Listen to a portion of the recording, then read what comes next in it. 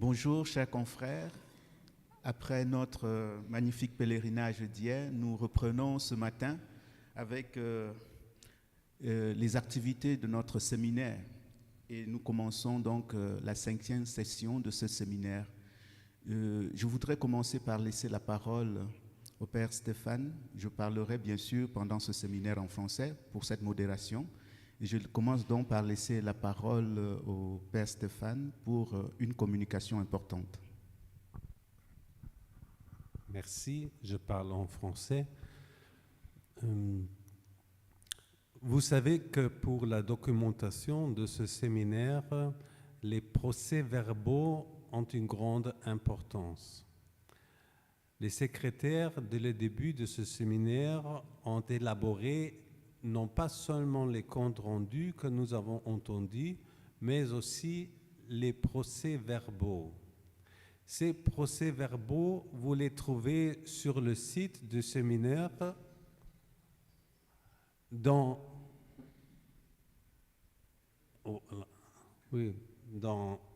la section documents.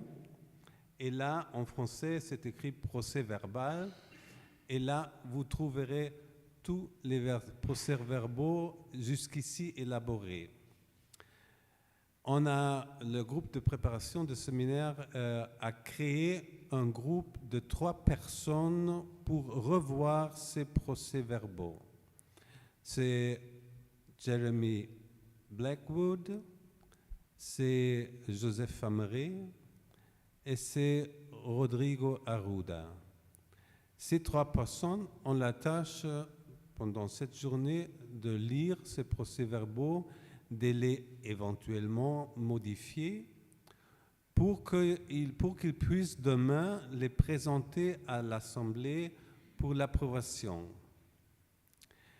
Si vous pouvez lire ces procès-verbaux aussi, si vous avez des idées, des modifications, quelque chose que vous manque, quelque chose que selon vous ne correspond pas à ce que vous avez entendu, vous pouvez vous adresser à un de ces 3 personnes responsables pour la révision des procès-verbaux.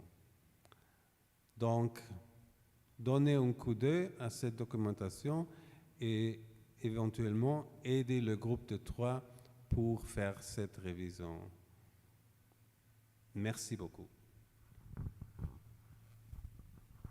Merci au Père Stéphane. Je profite pour inviter les membres de la commission théologique déhonienne de l'Asie à s'approcher déjà du podium, en tout cas celui qui va présenter. Parce que ce matin, bien sûr, nous allons avec eux tenter de comprendre le Père Dehon dans ses textes, mais cette fois-ci avec son œuvre, les chroniques du règne. Donc, nous allons tenter aussi de rattraper le temps que nous avons déjà perdu. Cela signifie que le groupe prendra la parole. Oui, j'invite donc le secrétaire pour la minute que nous avons l'habitude d'entendre par rapport aux sessions précédentes.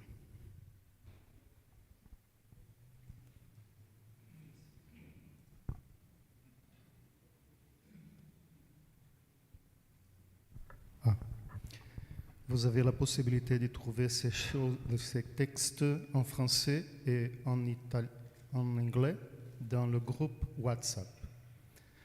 Je parle em português. Dehon e sua correspondência epistolar. A 4ª sessão do seminário foi dedicada ao estudo da correspondência epistolar de Padre Dehon. A Comissão Africana partiu do vasto conjunto de cartas disponíveis no site Dehon Docs, distinguindo cartas escritas por Dehon, cartas dirigidas a ele e cartas circulares. Para tornar possível a pesquisa, concentrou-se nas cartas escritas pelo próprio Dehon entre 1864 e 1923.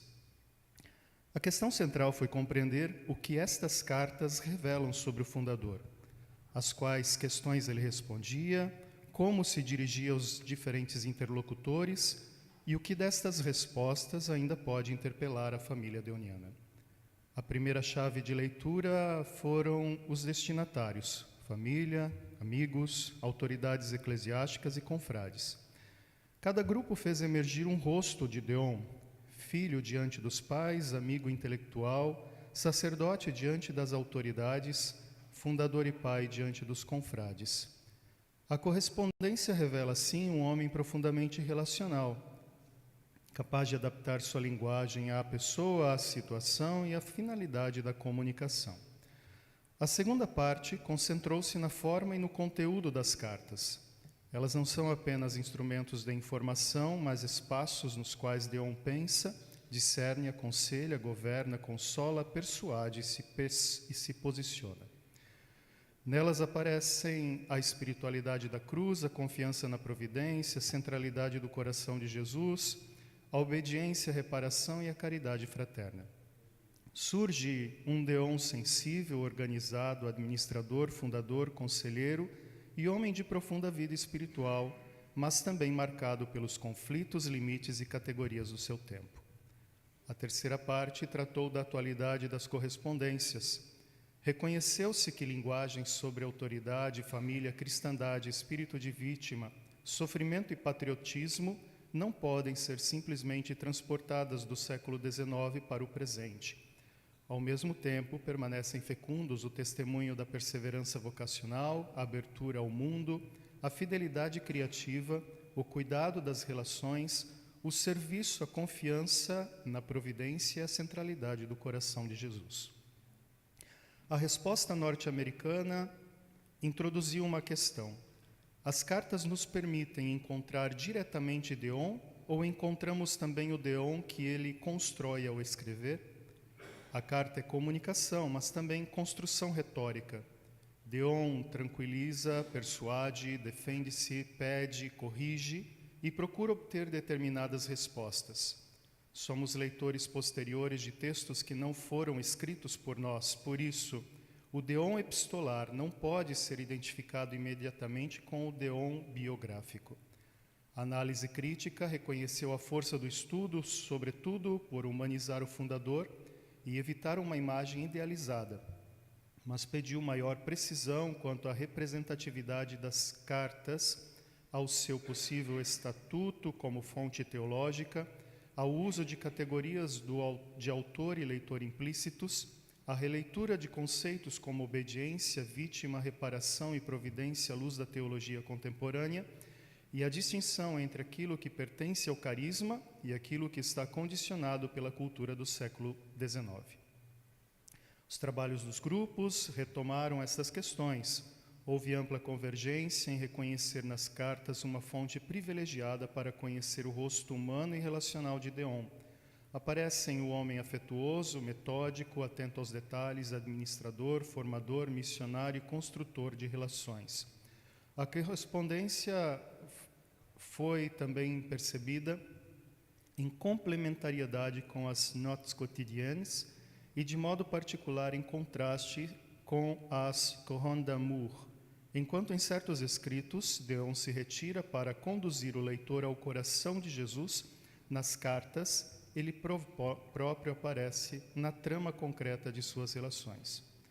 Os grupos destacaram ainda o valor pedagógico das correspondências para a formação inicial e permanente, para a compreensão da liderança, da missão, da vida comunitária e do discernimento.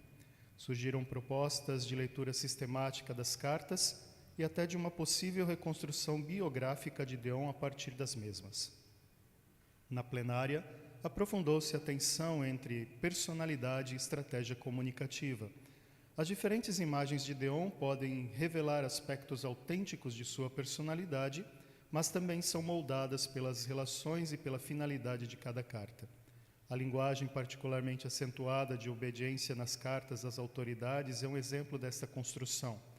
A questão da providência levou igualmente a distinguir uma verdadeira teologia da história, presente no pensamento de Dehon, de interpretações providencialistas que atribuem automaticamente a cada acontecimento um significado divino imediato. Por fim, distinguiu-se o potencial formativo das cartas e registrou-se o avanço da publicação do corpus no Dehon Docs, cuja conclusão está prevista para o fim de 26 ou início de 27. A quarta sessão, assim, deixou uma conclusão fecunda. As cartas são uma porta privilegiada para entrar no mundo de Dehon, mas não uma janela transparente para o Dehon real. Elas revelam e, ao mesmo tempo, constroem. Testemunham e interpretam. Mostram a pessoa e também a maneira como ela se apresenta diante do outro.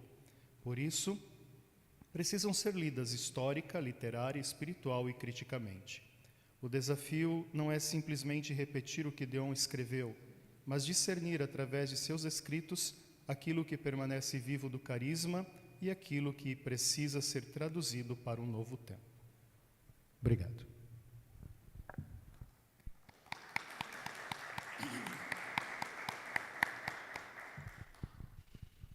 Voilà, en remerciant infiniment le Père Nilsson pour ce compte rendu. Nous allons donc, comme je le disais tout à l'heure, laisser la parole à la commission déhonienne, à la commission théologique déhonienne de l'Asie, pour nous entretenir sur le Père Dehon dans les chroniques du règne. Nous espérons rattraper aussi avec leur présentation le temps perdu. Nous leur laisserons entre 45 et 50 minutes de présentation. Merci infiniment. Merci. Merci Père Alain. Bonjour à tous. J'espère que vous avez bien passé un bel jour auprès Notre-Dame de l'Aparecida hier. I'm Emmanuel from Asian Commission. I speak in English.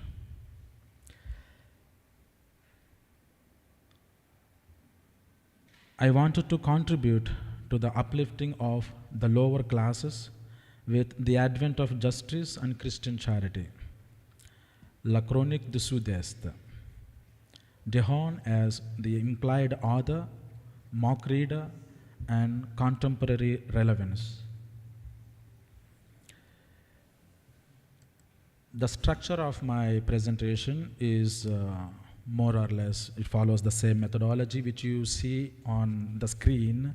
Introduction, and the presentation is divided into two parts.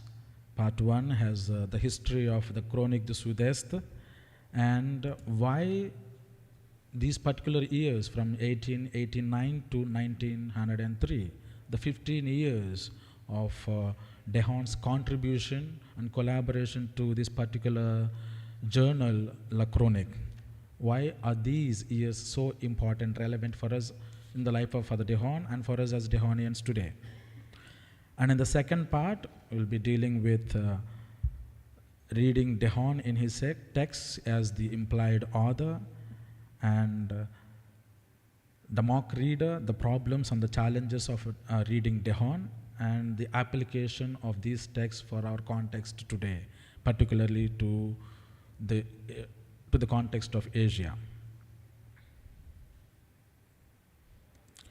Before we get into the text, I would like you to have a view about on the screen, to have a brief glance about the profile of Father Dehon, starting from his life in Paris as a student. We see. Shall we go for the third? Yeah. May I request you to have a glance at the screen. We see a brief profile about the life of Father Dehon as a student in France and an advocate. Later he became a priest and a religious, founded the congregation. As a founder, he was a spiritual director, and he was an influencer of through so many people through his social writings, and he was a propagator of the encyclicals of Leo XIII. He was a social reformer, he was a democrat, and a missionary.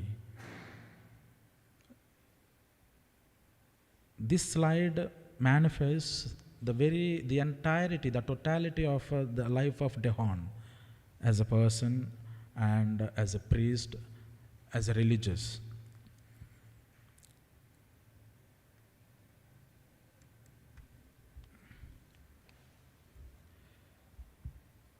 We see on the screen there are different writings of Father Dehon.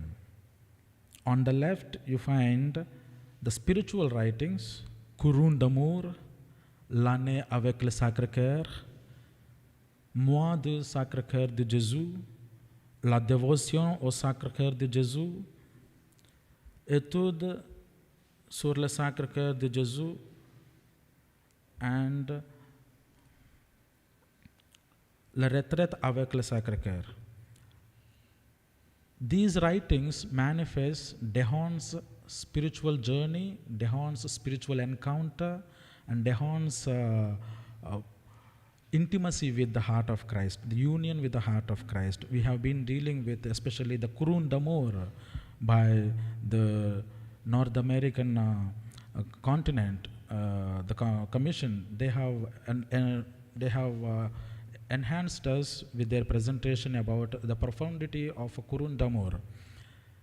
But on the right hand, we see also the social writings of Father Dehon on the right side.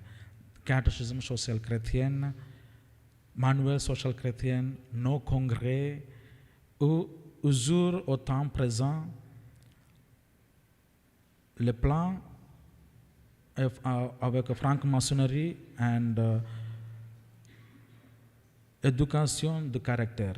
These are the social works of Father Dehon that manifest his social engagement. These writings present both the contemplative and the active life of Father Dehon as a religious. But in nowhere of this we find a particular text or a particular reference to the Chronique du Sud-Est. What are these Chronique du Sud-Est? I have been asking some of the conference during these days whether they have ever heard about the Chronique du Sud-Est. And many responded to me, they don't know what are these Chronique du Sud-Est.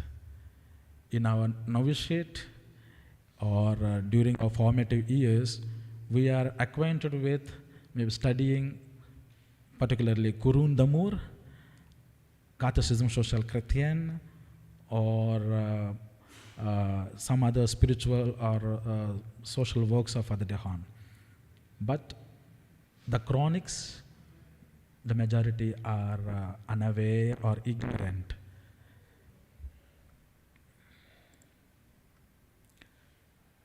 In fact, the Chronique du Sud-Est are the writings of Father Dehon, his contributions to this particular journal. It is not journal founded by Father Dehon, but rather he collaborated. He wrote a monthly articles every month.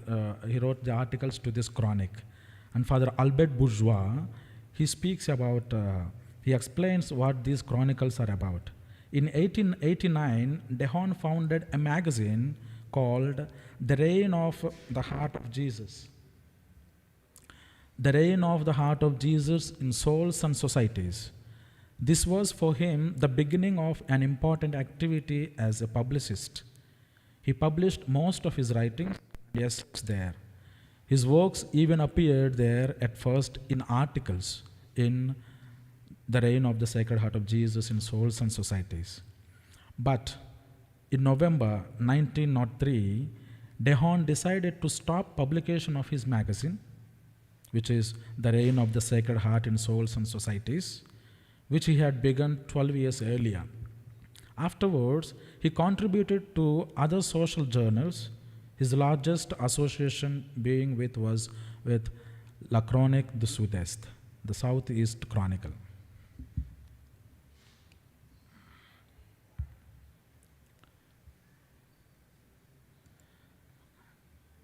I would like to have your attention to the screen to have a glimpse about Dehon's social engagement through various years. In 1870, Dehon started a newspaper organized St. Joseph Youth Club and Workers' Circle for young apprentices and workers living far from home. In 1871, he collaborated with Albert Dumont and René Dutour de Pin, who began a Catholic circle movement. In 1876, he addressed the seminarians at San Sulpice on social question, which gradually led to the annual conferences at Val-du-Bois until 1901. And in 1888, after the decree of praise by Leo XIII, Dehon preached officially the papal encyclicals of Leo XIII until 1903, which characterizes the year of the death of His Holiness Leo XIII. In 1889, Dehon launched his magazine,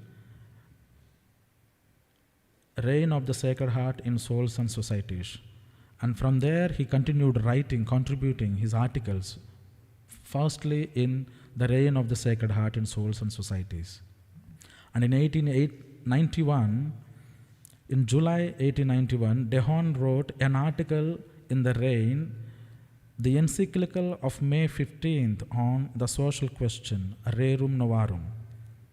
In 1892, Dehon wrote of the French slogan, Liberté, Fraternité, Égalité, which speaks about the French Revolution and these three important aspects of the French nationality.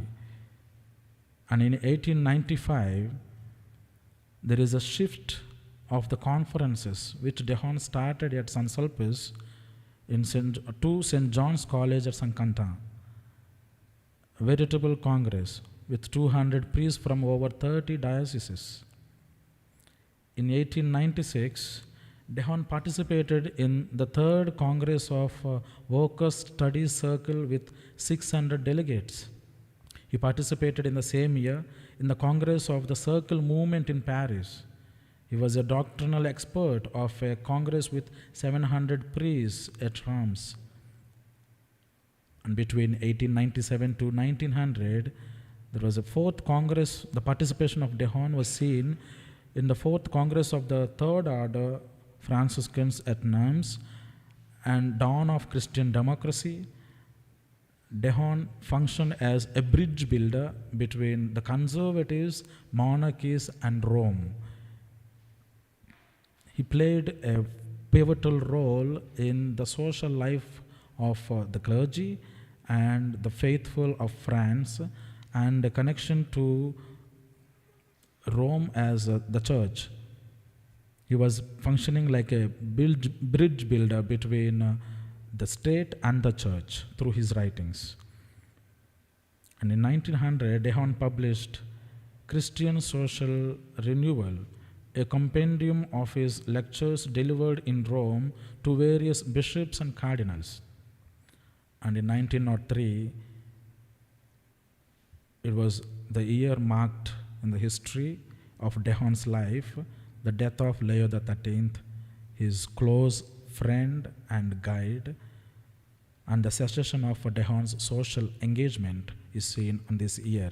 He stopped writing publishing in the Reign of the Sacred Heart in Souls and Societies, and then continued to collaborate in Chronique du Sud-Est.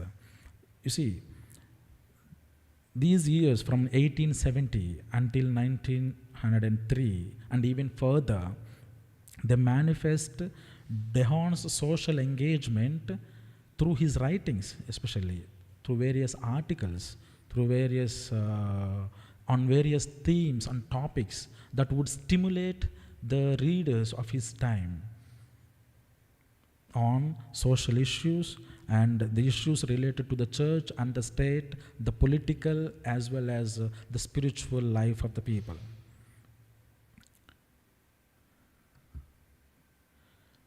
And why these particular 15 years, 1889 to 1903. For the bourgeois,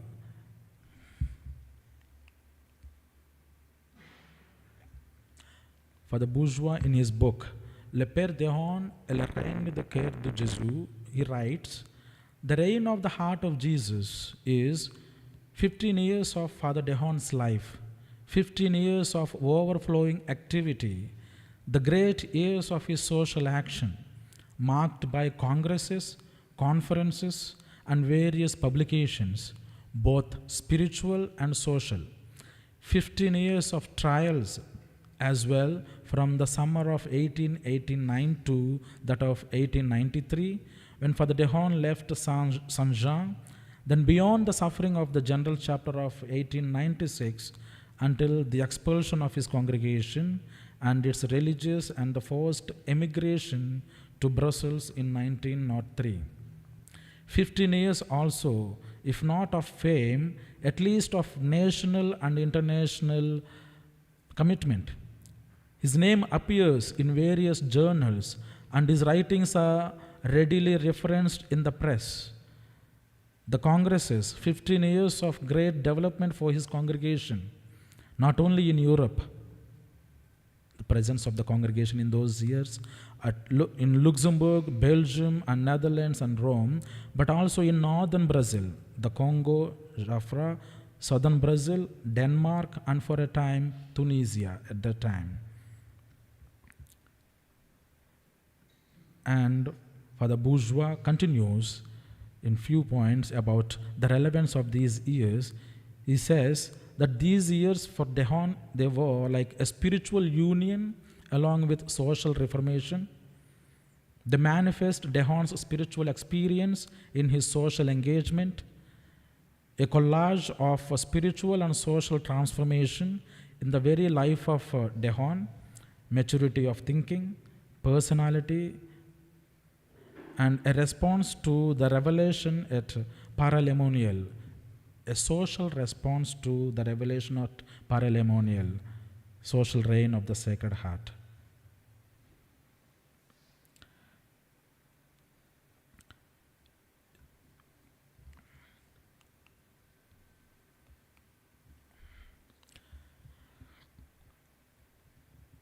There are some important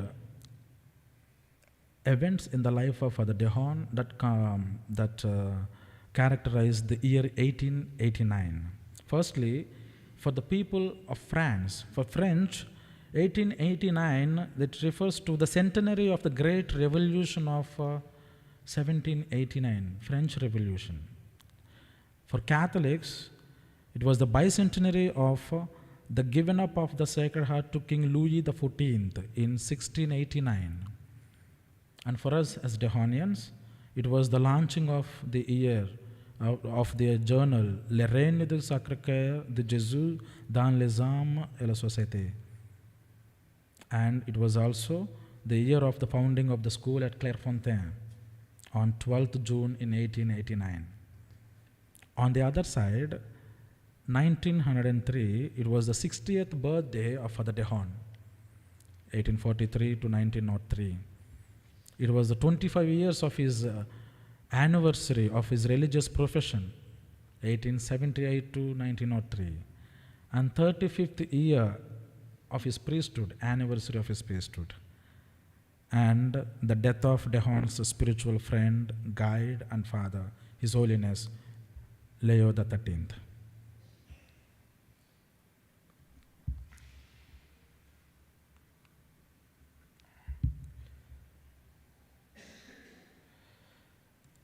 Now we move to the second part of our presentation, Dehon as the implied author.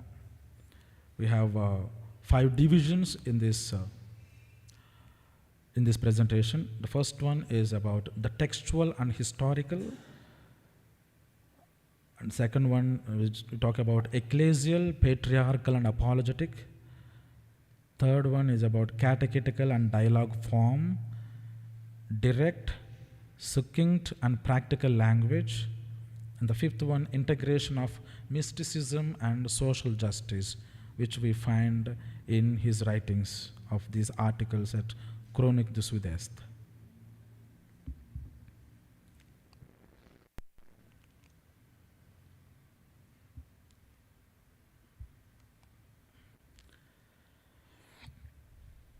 Dehon, as the implied author, in his textual and historical approach, we find there are anti-Semitic, apostasy, and reformative thoughts. Dehon raises an ambiguous discussion about Jewish, Islamic, schismatics, heretics, and idolaters. Dehon mentions about the possibility of mission to the Islamic world, but in a negative connotation, where he addresses to awaken apathetic populations. There is an apostasy in his writings. Some of the themes of his articles are anti-clericalism, laicization of education, conflict between the church and the republic, the Dreyfus affair, and the anti-Semitic controversies, etc. Dehon methodologically traced the contrasting ideologies of the history from the 18th century onward to frame secular liberalism, socialism, and unrestricted capitalism as systematic philosophical errors. He was prophetic and visionary on the other side. In his writings, Dehon positions the church not as an enemy of time, but as the means to salvation, not as a problem to the society, but as a remedy or a solution to find true freedom and happiness.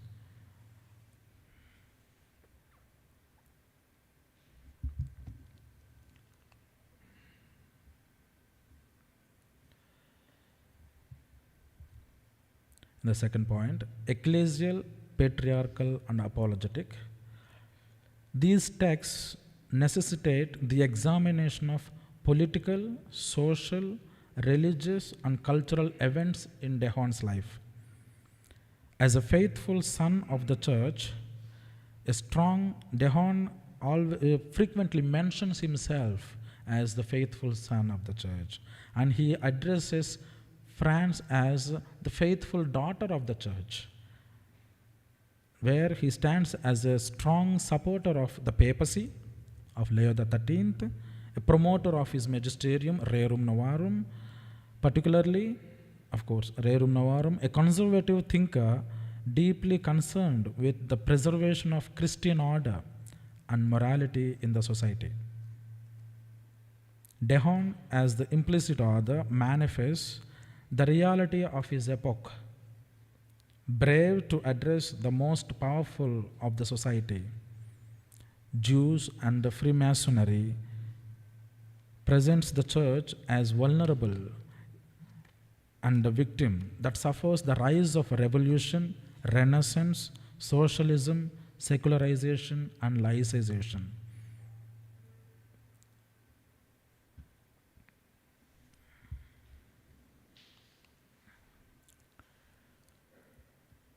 Catechetical and dialogical form.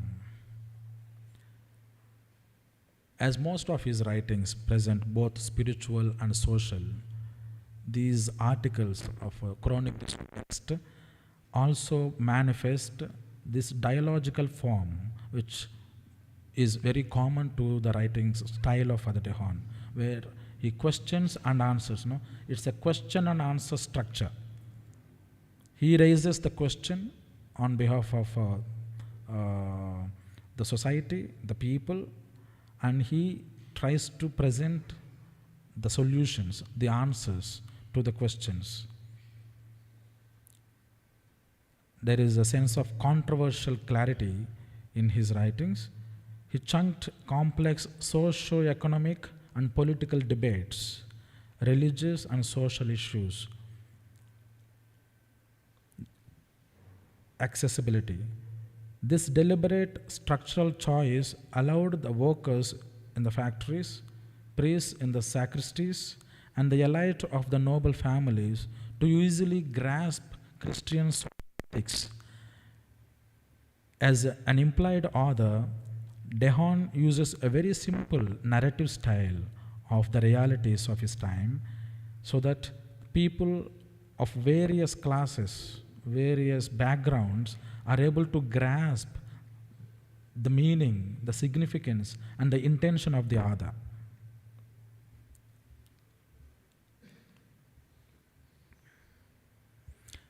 Direct, succinct, and practical language. His texts are not theoretical like most of the French authors of his time. Rather, he used simple, short, and direct sentences to convey his message. For example, leave the sacristy and go to the people. He intentionally used succinct language that is easy to understand because the poor and the weaker sections were part of his mock readers too, besides the clergy and the noble class, for whom it was easy to grasp. But rather he had the entirety of the audience, of the group of various classes as part of his target, his audiences. He is not abstract in his writings, but he frequently grounded his texts in real world observations of the industrial revolution, poverty, and factory life, etc.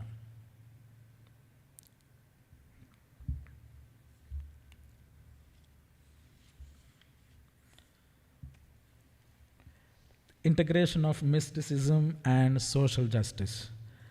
Usage of the devotion to the Sacred Heart and its spirituality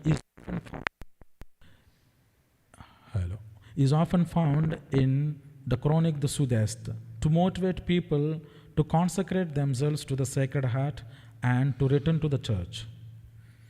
Emphasizing the social dimension of the devotion to the Sacred Heart of Jesus, the reign of the Sacred Heart in souls and societies. There is a blending of mysticism and social action, contemplation and social engagement. I would rather say oblation and reparation. He used active vocabulary by using the verbs of the social movement, transformation and salvation.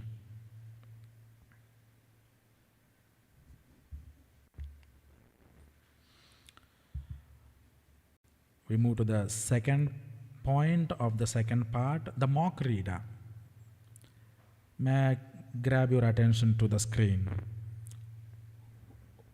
We think is mock reader could be possibly the religious clergy of his time or the participants of various conferences, no congrès, or could be also the children and the youth of Dehon's social engagement in the factories, the factory workers, or SCJs today.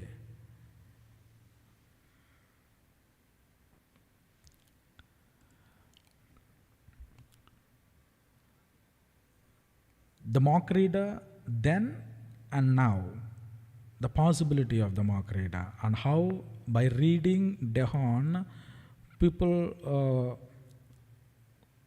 could understand, comprehend Dehon in his texts of his time and of our present context. The mock reader then stands as a person who receives the current information of what is happening in the society. The reader plays a passive role where he or she is spoon-fed with information on various fields of interest, such as the teachings of the church and the position of the state, rising of socialistic and liberal ideologies, the social challenges of particularly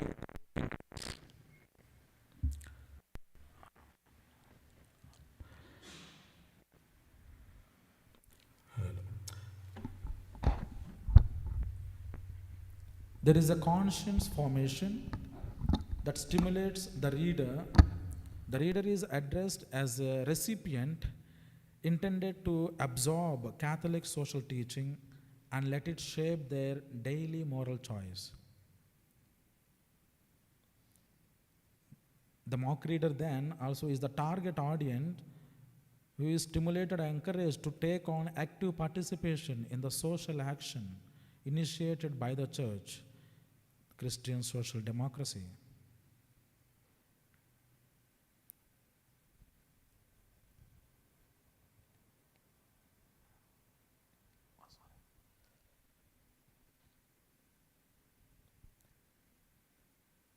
The writings of Dehon stand as a practical guide. The reader is invited to find not only information about problems, but also answers to political and social challenges, such as participating in Republican elections or dealing with labor strikes, creating associations and labor unions, etc. And they are urged to step out of apathy and champion the centrality of the human person, the common good, and the protection of the weak, etc. The mock reader now, in our present context, reading Dehon, it calls for the holistic integration, values his core premise. The true devotion to the Sacred Heart demands practical justice, education, and economic reform rather than mere private piety. It applauds the dedication of the author to defend exploited weaker sections in the society. The paternalistic limits. The mock reader now finds oneself on social hierarchy overly top-down, expecting benevolence from employers rather than true systematic and structural parity. The anachronistic politics. The mock reader struggles to capture the rejection of modern democratic pluralism and socialism in favor of restoring a distinct Christian social order of the society.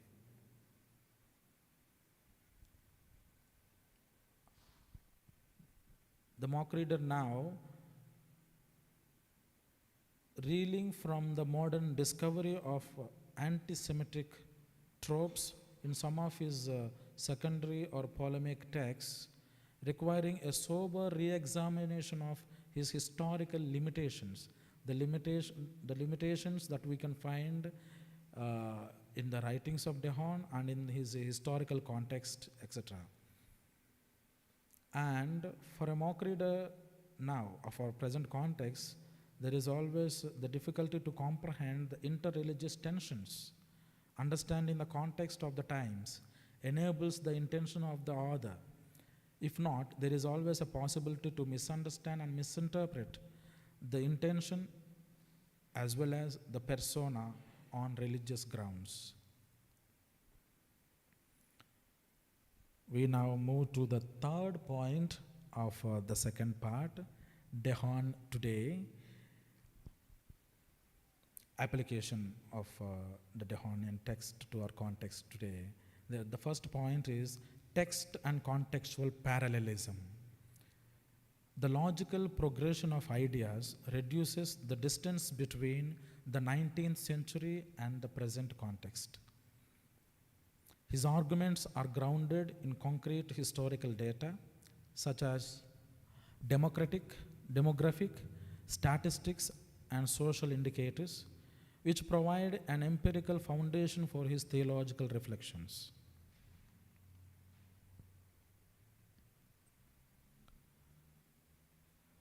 Socio-spiritual parallelism. These texts deepens one's knowledge about the social dimension of the spirituality of the Sacred Heart of Jesus, which provides an integrating framework for social engagement. Dehon, in his writings, maintained that social transformation cannot be sustained by legal mechanisms alone, but requires an interior conversation rooted in love. The Sacred Heart functions as the theological symbol of a social order animated by compassion, self-giving, and justice.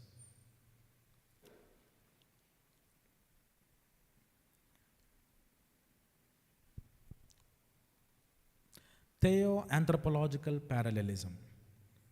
The text addresses universal human experiences that remain intelligible across generations.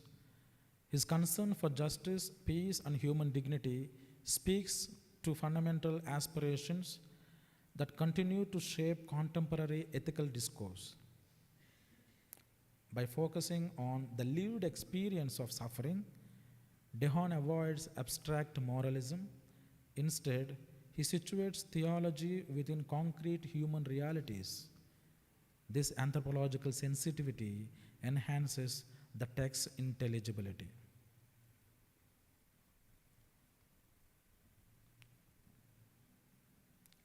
Socio-economic parallelism. Dehon's interrogation of the conflict between capital and the labor, monarchy and the workers, the elite and the poor, remains acutely relevant in today's global economy.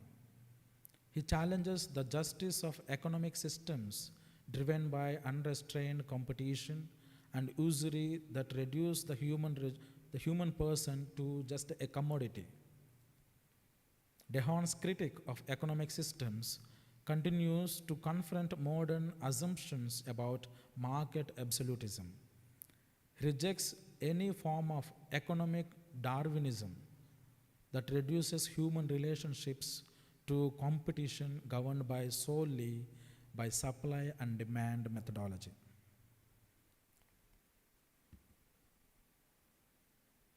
There is a religious pluralism. The texts address themselves that are hard to digest today, particularly on religious issues such as the supremacy of the church and the absoluteness of the truth, etc. In a multi-religious context of Asia, where today's church walks towards ecumenism and interreligious dialogue, there is a sense of religious ambiguity in reading Dehon today.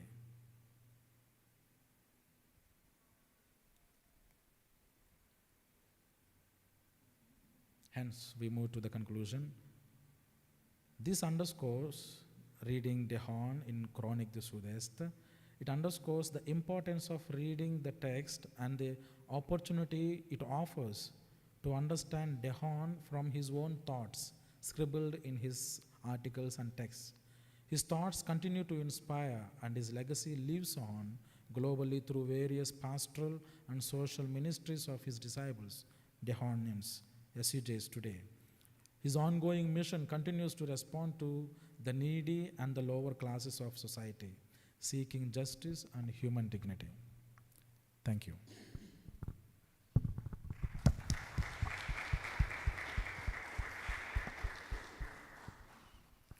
Je parle en français et je voudrais dire infiniment merci à la Commission théologique déhonienne de l'Asie qui nous a permis, avec cet exposé, de gagner largement en temps par rapport au retard que nous avions pris ce matin. Alors nous sommes rendus à 9h28. Nous allons prendre le petit break prévu et nous reviendrons pour la réponse et bien sûr les travaux en groupe. Merci infiniment. À 10h, oui, nous revenons à 10h pour la réponse et les travaux et l'annonce des travaux en groupe. Merci infiniment.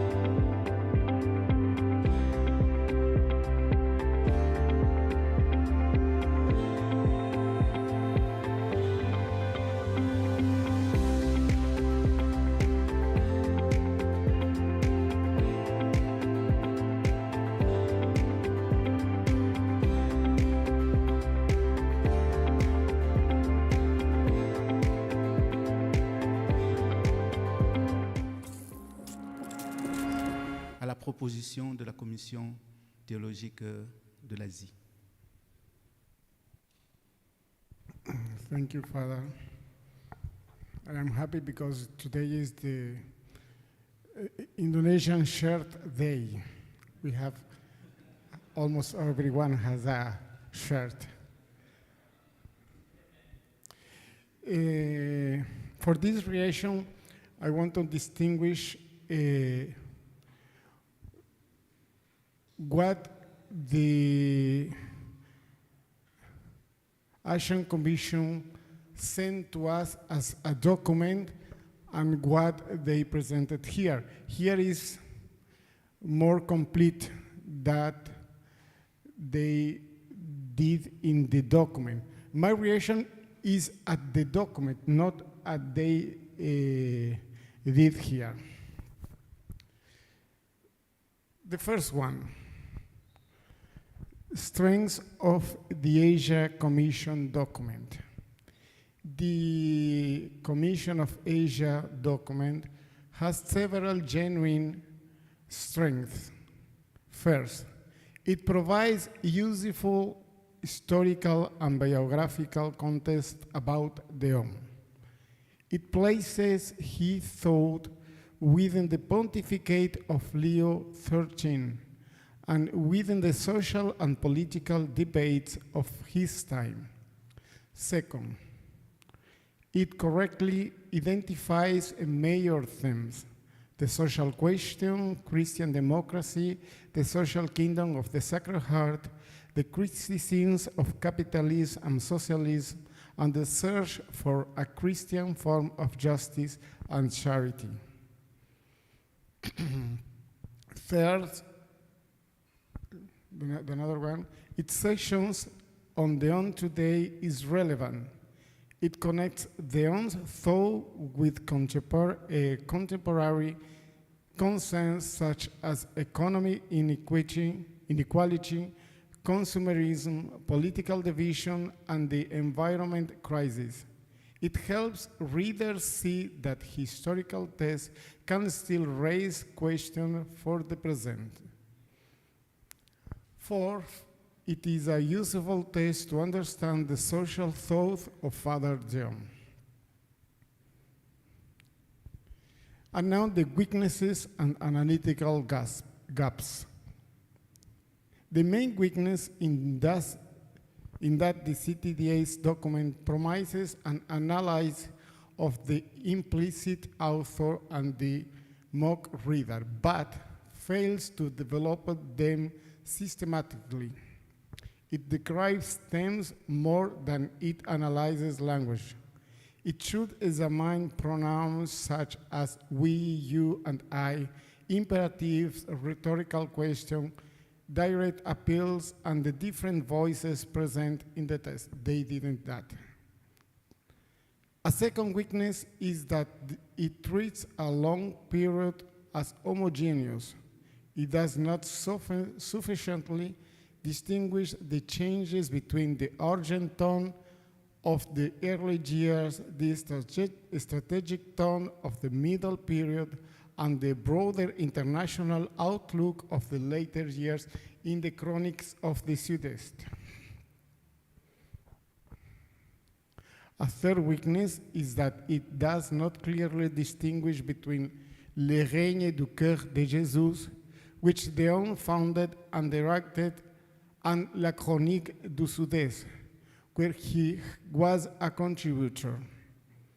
This changes the position of the author. In his own journal, Dehon speaks as an owner editor. In La Chronique, he speaks as an important contributor in an external publication. His voice is therefore more exhortative and conversational than fully authoritative. The document should also more carefully analyze the treatment of anti-Semitism, the importance of the Southeast regional identity, and the rhetorical function of electoral statistics. Statistics are not neutral details in these articles. They are used to produce alarm and to mobilize the readers. I think that we have worked here in a synodality system. And I think that we can, in this for the Asia Commission, work also together, Latin America Commission and Asia Commission, to achieve the goal of the analysis of the La Chronique du Sud-Est. Because Father Emerson studied, he read before the read a work, a document of the La Chronique du Sud-Est, and myself read also these documents and analyzed some of these documents because we worked about in our commission before the seminar. And this is a proposal also for this commission. The implicit author as mediator between Rome, France, and society. The editorial voice presents itself as a mediator of papal teaching. Father Dehon does not merely repeat a papal statement. He interprets it as a program for contemporary society. The implicit author therefore appears as a Catholic intellectual who translates Roman authority into French social and political action. On ne peut nier l'existence d'un mouvement démocratique universel. Il faut donc le rendre chrétien si l'on ne veut pas qu'il devienne socialiste. Les sources et dans les chroniques, les documents Comprendez-nous, April 1898. The author remains explicit Catholic, but the address is not reduced to a closed group of religious specialists. In Comprendez-nous, the address is to the readers of the magazine as such. Oui, vous l'avez compris. Vous, chers lecteurs de la chronique, the same source. This formulation is evidence of a mediated publication context. Dehon writes within La Chronique du Sud-Est, a magazine with its own editorial identity, and appeals to its readers rather than presenting himself as the sole owner of the public. The audience is defined by participation in the magazine and by its capacity for social understanding.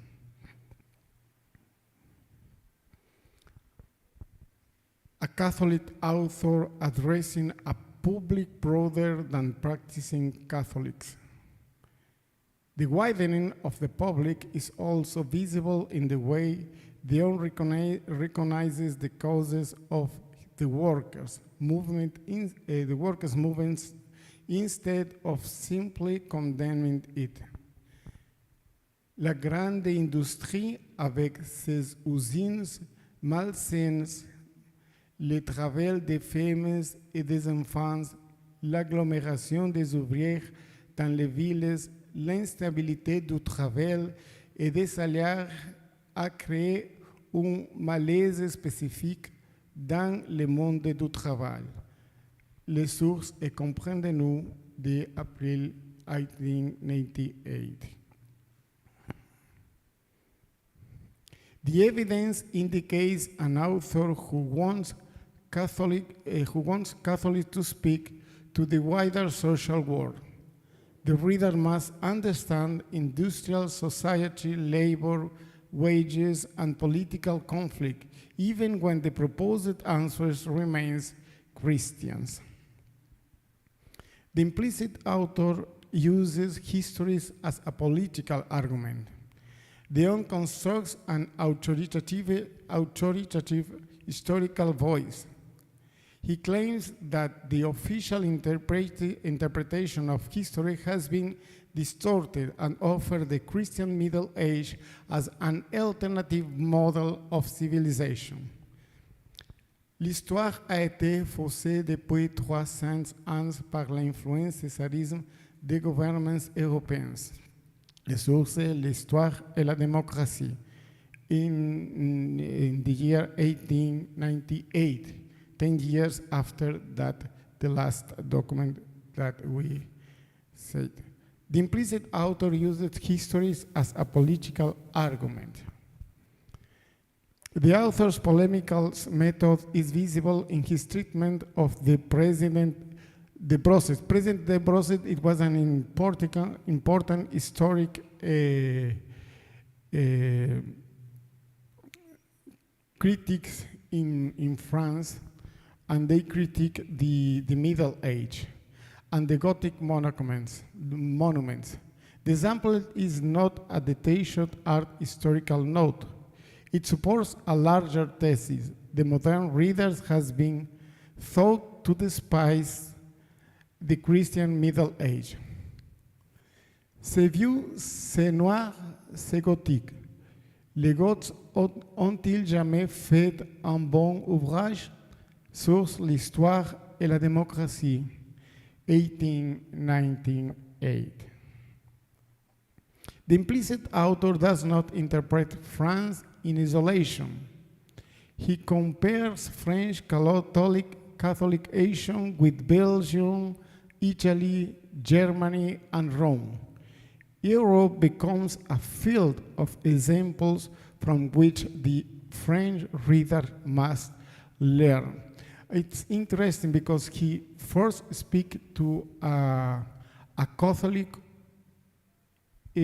person, then is more white, is Catholic, but not only practical Catholic, and now he speaks in a broader way and speak also to the Catholic people, but they have to have a broader vision, and they have to read also what it happens in Europe. In Soyons pratiques, Belgium is presented as a corrective to French rhetoric. Vous autres Français, vous parlez mieux que nous, mais vous n'agissez pas assez. Ils ont sûrement plus d'activité, plus d'esprit, de suite et d'organisation que nous.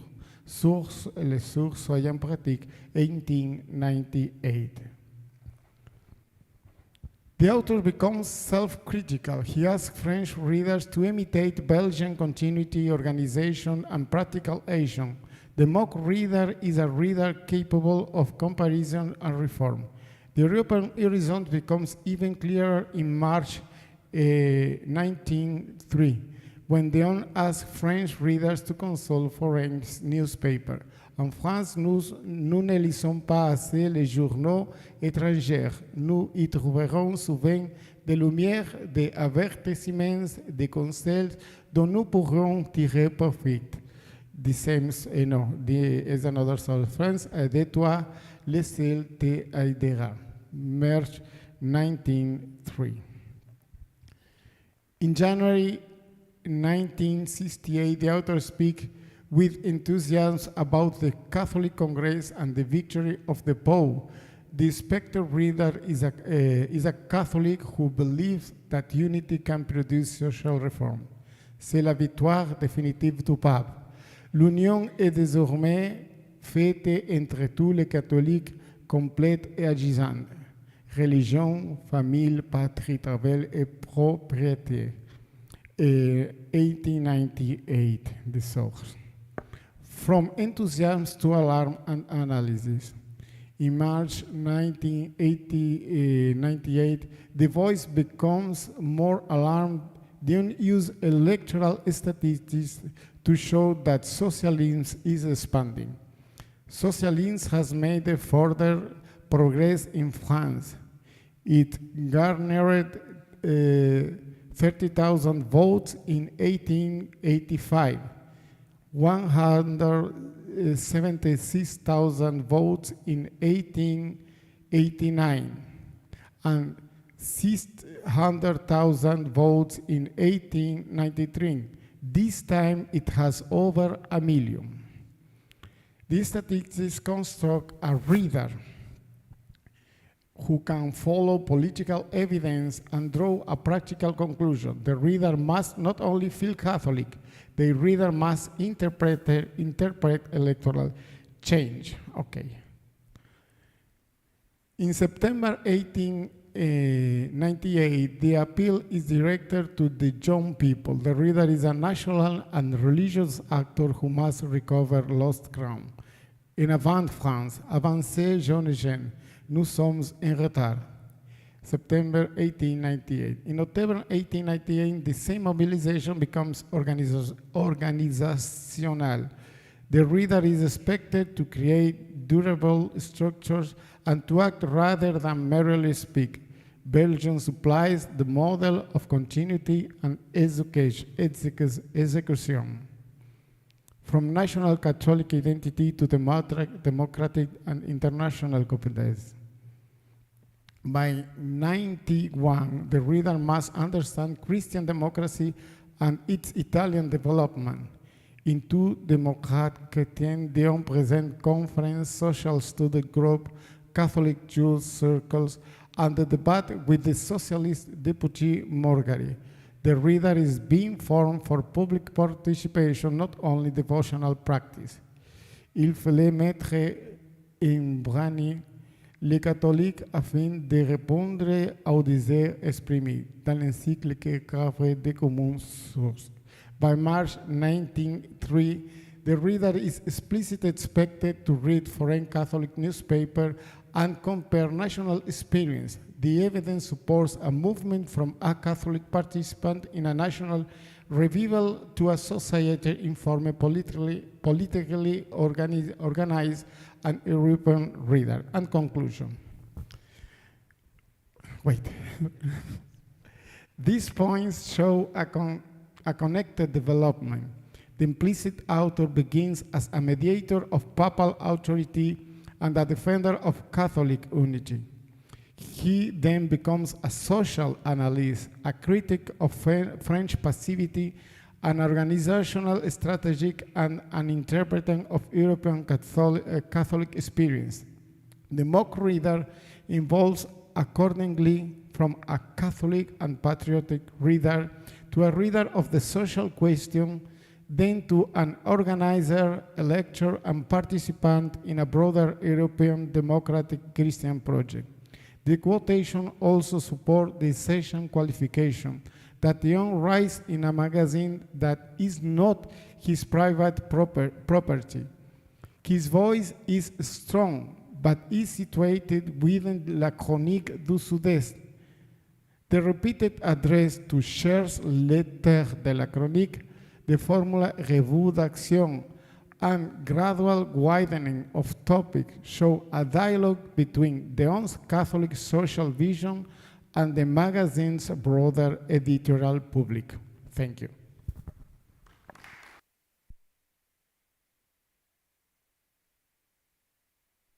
Merci. Je reprends en français. Merci à la Commission théologique de l'Amérique latine pour cette réponse qu'elle adresse au texte proposé par la Commission théologique de l'Asie.